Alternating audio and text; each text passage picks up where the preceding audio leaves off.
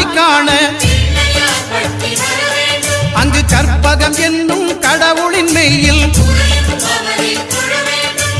9 கோளும் ஒன்றாய் காண அங்கு கற்பகம் என்னும் கடவுளின் மெய்யில் சூரியன் முதலாய் 9 கிரகமும் பலவித குணங்களை கொண்டிருக்கும் எங்கள் கற்பக தருவில் அவை வரும்போது ஒன்றாய் சேர்ந்து பலனளிக்கும்